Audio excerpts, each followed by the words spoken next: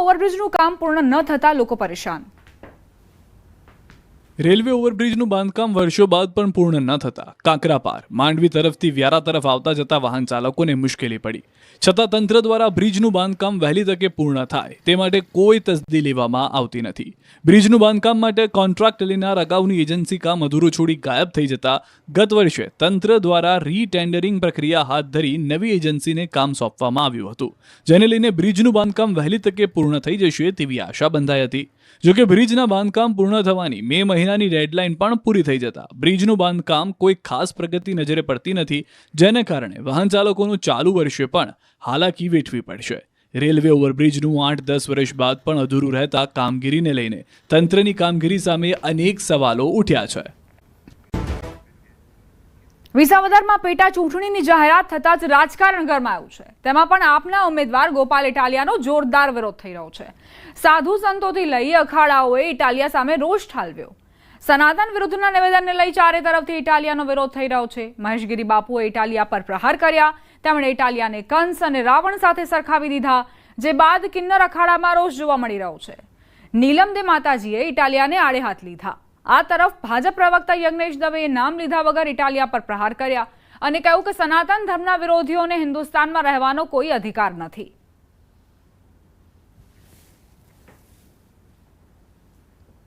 એમ કહું છું કે જે પોતાના માતા દીકરીઓને નાચવાવાળી કહી રહ્યો છે, આપણા ભક્તોને હિજડા કહી રહ્યો છે, દરેક ગામના અંદર છાજિયા લેવા જોઈએ બહેનો દીકરીઓએ અને આને ગામમાંથી ભગાડી મૂકો દેવો જોઈએ। અત્યારે મંદિર જઈ રહ્યો છે કોઈ પૂજારી મુખિયાઓ, હું એમને અપીલ કરું છું કે મંદિરમાં ઘૂસવા નહીં દેતા। આ જે રાવણ અને કંસ અને એવા બધા જે થઈ ગયા કળિયુગનો ધર્મને ધતિંગ કરવા વાળો આ આવ્યો છે, અત્યારે ધર્મના નામે દુષ્પ્રચાર કરીને હવે અત્યારે ધર્મનો આશરો લઈને પ્રચાર કરી રહ્યો છે, મંદિરને શોષણનું ઘર કહી રહ્યો છે। આ હોરઠની અંદર તો આ જૂનાગઢથી માંડી અને સટ ઝાપા લગણ કિન્નરોના અખાડા છે, આદિ અનાદિથી અને સતના અખાડા પડ્યા છે। જે મલકમાં તું આવ્યો છો ને એ તો કિન્નરો આયુ તરીકે પૂજાઈ ગયા છે, માતાજીઓ તરીકે પૂજાઈ ગયા છે। એટલે આ તું જે કાર્ય કરો છો ને એ તારા સ્વાર્થ માટે કરો તો ચૂંટણીનું કામ ચૂંટણીનું જ કર, બીજાને કાંઈ પણ અફેર શબ્દ બોલવાનું રહેવા દે। આ તને કહું છું ગોપાલ ઇટાલિયા, અને તું છક્કા પાવિયાને હિજડા કહેશ ને, તારા કરતાં તો છક્કા પાવિયાને હિજડા હારા કહેવાય। તારા કરતાં તો છક્કા પાવિયા હિજડા હારા કહેવાય। કોકને દુવા દે ને તો કોક ન્યાલ થઈ જાય। પર્ટિક્યુલર ગોપાલભાઈ ઇટાલિયા માટે નથી, પરંતુ જે વ્યક્તિઓ એવા છે કે જે સનાતન ધર્મ વિરોધી નિવેદનો આપતા હોય, કથાકારોના અપશબ્દો બોલતા હોય, કથા અને ભજનમાં જતી જે મહિલાઓ છે એ મહિલાઓ માટે અભદ્ર શબ્દ વાપરતા હોય, અથવા તો બ્રાહ્મણો માટે અભદ્ર શબ્દ વાપરતા હોય, આવા વ્યક્તિઓ જે ભગવાનની પૂજાને સત્યનારાયણની પૂજા જેને આપણે વૈદિક રીતે અને સનાતની રીતે સૌથી વધારે માનીએ છીએ એવી સત્યનારાયણની પૂજાને પણ તેઓ નાટક કે એવું ગણાવતા હોય, આવા વ્યક્તિઓ જે ખરા એ જન્મથી જ માનસિક વિકૃતતા ધરાવતા હોય છે। ભલે ગુજરાતના ગૃહમંત્રીને જૂતું પણ મારી ચૂકે, પણ એમની માનસિક વિકૃતતા ક્યારેય જતી નથી હોતી। ચૂંટણીમાં ઉમેદવાર તરીકે ઊભા રહે એટલે માણસ ધોઈને સીધો થઈ જાય એવું હોતું નથી ક્યારે। જે એના માણસના જે સ્વભાવ છે એ સ્વભાવગત એનો એ જ માણસ રહેવાનો છે। એટલા જ માટે ગુજરાતના સાધુ સંતોએ પણ છેલ્લા 2 દિવસથી તમે જુઓ નિવેદનો આપ્યા છે। આજે પણ અખાડામાંથી પણ નિવેદન આવ્યું। એટલે જે સનાતન ધર્મની વિરુદ્ધમાં વ્યક્તિ કામ કરતો હોય અથવા તો સનાતન ધર્મનો જો વિરોધી હોય એને હું તો કહું છું ખરેખર હિન્દુસ્તાનમાં રહેવામાં અધિકાર નથી। દ્વારકાના ગોમતી ઘાટમાં ડૂબવાની ઘટનાઓ સામે આવતા તંત્ર સતર્ક થયું છે અને તંત્ર દ્વારા રિમોટ બોટ ફાળવવામાં આવી છે। દ્વારકામાં તાજેતરમાં બનેલ ઘટનાઓને ધ્યાને લેતા કલેક્ટર હુકમથી રિમોટ બોટ દ્વારકા ફાળવવામાં આવી છે। આ રિમોટ કંટ્રોલ રેસ્ક્યુ ક્રાફ્ટ પાણીમાં ડૂબતા લોકોને બચાવ કામગીરી કરવા અતિ મહત્વની ભૂમિકા ભજવશે। તો દ્વારકા ફાયર વિભાગ દ્વારા રોબોટની ટ્રેનિંગ પણ મેળવવામાં આવી છે।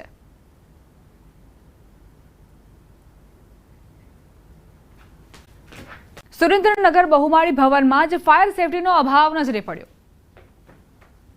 એક તરફ ફાયર સેફટીને લઈને તંત્ર દ્વારા નિયમો કડક કરાઈ રહ્યા છે, તો બીજી બાજુ દીવા તળે અંધારું હોય તેવી સ્થિતિ જોવા મળી રહી છે। સુરેન્દ્રનગર બહુમાળી ભવનમાં જ ફાયર સેફટીની સુવિધાઓનો અભાવ જોવા મળી રહ્યો છે।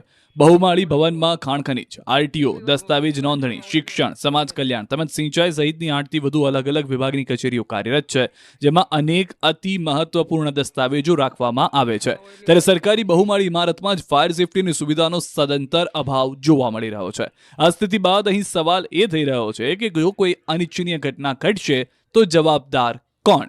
તંત્ર ફાયર અંગેના નાના વેપારીને ત્યાં નિયમોની તવાઈ બોલાવે છે અને બીજી તરફ અહીં તો વાડ જ ચીબડા ગળે તેવી સ્થિતિ છે. આ મામલે અધિકારીઓએ કેમેરા સામે કંઈ પણ કહેવાનો ઇનકાર કરી દેતા તંત્રની કામગીરી સામે સવાલો ઊભા થઈ રહ્યા છે. रुद्रप्रयाग हाईवे पर इमरजेंसी लैंडिंग, हेलिकॉप्टरનું इमरजेंसी लैंडिंगથી વાહનને નુકસાન. કેદારનાથ યાત્રાના ફાટા બડાસુ નજીક ઘટના બની, જો કે જાનહાનિ કે સંપત્તિને કોઈ નુકસાન નથી પહોંચ્યું. रुद्रप्रयाग हाईवे पर इमरजेंसी लैंडिंग કરવામાં આવ્યું. હેલિકોપ્ટરનું ઇમરજન્સી લેન્ડિંગ થયું, જો કે આ દરમિયાન વાહનને નુકસાન પહોંચ્યું હોવાની પ્રાથમિક જાણકારી મળી છે. કેદારનાથ યાત્રાના ફાટા બડાસુ નજીકની આ ઘટના આખરે કેમ ઇમરજન્સી લેન્ડિંગ કરવામાં આવ્યું? શું ક્ષતિ સર્જાઈ હતી કે પછી ટેકનિકલ ખામીને કારણે આ ઇમરજન્સી લેન્ડિંગ કરવાની ફરજ પડી પાયલોટને? તે હજુ એક પ્રશ્ન છે. હજુ વધુ વિગતો બહાર આવશે જ્યારે તપાસ થશે. પરંતુ આપ જોઈ શકો છો, આ વિડીયો સામે આવ્યો છે જ્યાં રસ્તા પર આ ઇમરજન્સી લેન્ડિંગ કરવામાં આવ્યું અને કારને ભારે નુકસાન પહોંચ્યું છે. પરંતુ પ્રાથમિકતા પાયલોટની એ હતી કે આ હેલિકોપ્ટરમાં જે પણ મુસાફરો સવાર હતા તેમને તાત્કાલિક સુરક્ષિત રીતે ઉતારવામાં આવે, તેનું લેન્ડિંગ કરવામાં આવે. એટલે પાયલોટને પ્રથમ જે પગલું યોગ્ય લાગ્યું તેણે એ કર્યું. જો કે જે સાઈડમાં એક કાર પાર્ક કરેલી આપને નજરે પડી રહી છે, તેની છતનો ભાગ જુઓ, તે એકદમ તૂટી ચૂક્યું છે. કારનો કચરઘાણ વળી ચૂક્યો છે. પરંતુ અહીં સદનસીબે કોઈ જાનહાનિના સમાચાર નથી, એટલે એ ખૂબ જ રાહતના સમાચાર કહી શકીએ. આસપાસના લોકો જે હાજર હતા તેમનામાં અફરાતફરીનો માહોલ સર્જાયો હતો કે આખરે આ ઘટના શું બની. જ્યારે આ ઘટના બની ત્યારે કોઈ સમજી જ નહોતું શક્યું કે શું થયું આખરે. હવે તપાસ થશે કે આખરે ઇમરજન્સી લેન્ડિંગ કેમ કરવી પડી, ત્યારબાદ આખી વિગતો બહાર આવશે. લોહાણા જ્ઞાતિજનોની માતૃ સંસ્થા મહાપરિષદની કારોબારી મળી હતી, જેમાં ચર્ચા કરવામાં આવી કે જ્ઞાતિની સંસ્થાઓ જેમ કે જે ગામોમાં બોર્ડિંગો, છાત્રાલયો બિન ઉપયોગી વપરાશ વગરની પડેલી છે અને જ્યાં જરૂર નથી ત્યાં આવી સંસ્થાઓ પોતે સરકારના નિયમોનું પાલન કરીને મિલકતોનું વેચાણ કરવું જોઈએ અને તેમાંથી અમદાવાદ જેવા મોટા શહેરોમાં સુવિધાઓ ઊભી કરવામાં આવે તો રઘુવંશી સમાજના બાળકોને સુવિધાઓ મળી રહે અને જે ખર્ચ હાલમાં થઈ રહ્યો છે તેમાં બચત થઈ શકે તેમ છે. ઉલ્લેખનીય છે કે નાના જિલ્લાઓના બદલે અમદાવાદ, વડોદરા, મુંબઈ જેવા મોટા મેટ્રો સિટી અભ્યાસનું ચલણ વધારે જોવા મળી રહ્યું છે. આ પરિસ્થિતિને જોતા આજે લોહાણા જ્ઞાતિજનોના નાના શહેરોમાં આવેલ છાત્રાલયો, બોર્ડિંગો બિન ઉપયોગી પડ્યા છે. પોરબંદર સહિત દેશભરમાં લોહાણા મહાજનની સૌથી વધુ આવી મિલકતો છે, જેની હજારો કરોડો રૂપિયા કિંમત થાય છે. ગામમાં બોર્ડિંગો, છાત્રાલયો પડેલી છે, બિન વપરાશી છે, ખંડેર થઈ રહી છે. ટ્રસ્ટના હેતુઓ સિદ્ધ નથી થતા. શું કરવું જોઈએ? અમદાવાદમાં હોસ્ટેલ કરવી હોય તો બહુ મોટું ફંડ જોઈએ, જે કોઈ એક સંસ્થા પાસે હોય નહીં. છાત્રાલય સમિતિના સભ્યો, ચેરમેન તરફથી એક સૂચન આવ્યું કે જ્યાં જરૂર નથી એવી સંસ્થાઓ પોતે સરકારના નિયમોનું પાલન કરીને ચેરિટી કમિશનર સાહેબની મંજૂરી લઈને જો આ મિલકતોનું વેચાણ કરે, જે રકમ ઉપજે એનામાંથી જે નવી સંસ્થા કે નવી અમદાવાદમાં સગવડ શરૂ થાય એમાં ઉપયોગ કરે. ભરતીમાં ઉમેદવારો સાથે રમત. વિદ્યાર્થી નેતા યુવરાજસિંહના ગંભીર આરોપ. લેબ આસિસ્ટન્ટની ભરતીમાં રમત થયાનો આરોપ મુકાયો. પોતાના માન્યતા લાગે તેથી પરીક્ષા રદ કરાઈ છે. 15 દિવસમાં નિમણૂક પત્રની વાત કરી રમત રમાઈ. વધુમાં તેમણે કહ્યું, 1 વર્ષ પહેલા ફેબ્રુઆરી મહિનામાં લેબ આસિસ્ટન્ટ માટે ભરતી બહાર પડી હતી. આ પરીક્ષા 9મા મહિનામાં લેવાઈ હતી, જેની મેરિટ યાદી પ્રસિદ્ધ કરવામાં આવ્યા બાદ ઉમેદવારોને ડોક્યુમેન્ટ વેરિફિકેશન માટે બોલાવવામાં આવ્યા હતા, જેમને કહેવામાં આવ્યું હતું કે 15 દિવસમાં નિમણૂક પત્ર મળી જશે, પણ આજ દિન સુધી નિમણૂક પત્ર નથી મળ્યા. કોલેજ શિક્ષણ વિભાગ અને શિક્ષણ વિભાગ કોલેજ પર ઢોળે છે. વધુમાં તેમણે મેરિટને લઈ પણ સવાલો ઉઠાવ્યા હતા.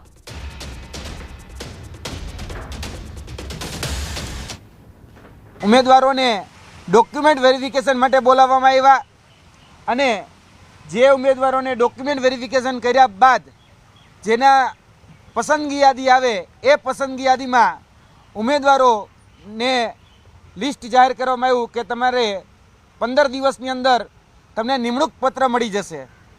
પરંતુ જોવા જઈએ તો આ 15 દિવસ એ આજ દિન સુધી થયા જ નથી, કેમ કે છેલ્લા 1 વર્ષથી વિદ્યાર્થીઓને કોઈને કોઈ બહાના હેઠળ લબડાવવામાં આવે છે.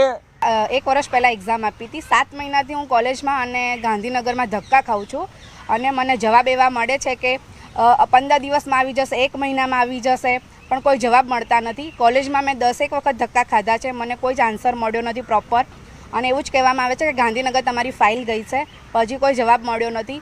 અમુક કોલેજોમાં નિમણૂક મળ્યાને 5 મહિના થયા છે, અમને લોકોને નિમણૂક મળી નથી અને અમારી સાથે અન્યાય થયો છે, તો અમને ન્યાય આપવા વિનંતી. સમાચાર બનાસકાંઠાથી. બનાસ નદી પુલ પાસે અકસ્માત. 2 કાર વચ્ચે ગંભીર અકસ્માત સર્જાયો. કારમાં સવાર 2 લોકોને ઈજા પહોંચી. કારમાંથી પોસ્ટ ડોડા પિસ્તોલ મળી આવ્યા. અકસ્માત બાદ સ્કોર્પિયો ચાલક ફરાર થયો. 2 લોકોને ગંભીર ઈજા થતા સારવાર માટે ખસેડાયા. સમગ્ર ઘટનાને પગલે એસઓજી પોલીસ અને ડીસા તાલુકા પોલીસે વધુ તપાસ હાથ ધરી છે.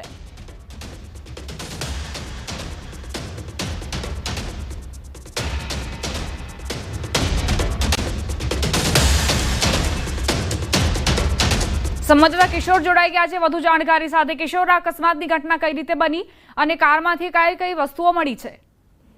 ચોક્કસથી જે ડીસાનો બનાસ નદીનો પુલ આવેલો છે તેની પાસે કાર અને સ્કોર્પિયો વચ્ચે ગમતવાર અકસ્માત સર્જાયો હતો અને અકસ્માતની અંદર કારમાં સવાર 2 લોકોને ગંભીર ઈજાઓ થતા નજીકના હોસ્પિટલમાં ખસેડાયા છે. જ્યારે સ્કોર્પિયો ગાડીની તલાશી લેવામાં આવી તો તેમાંથી પોસ્ટ ડોડા સહિત એક પિસ્તોલ પણ મળી આવી છે. સ્થાનિક લોકોએ તાત્કાલિક પોલીસને જાણ કરતા પોલીસ ઘટના સ્થળે પહોંચી હતી અને પોસ્ટ ડોડા તેમજ એક પિસ્તોલ જે મળી આવી છે તેને કબજે લઈને બનાસકાંઠા એસઓજી પોલીસ અને ડીસા તાલુકા પોલીસે વધુ તપાસ હાથ ધરી છે. પરંતુ અકસ્માત બાદ સ્કોર્પિયો ચાલક જે હતો તે અત્યારે ફરાર થઈ ગયો છે.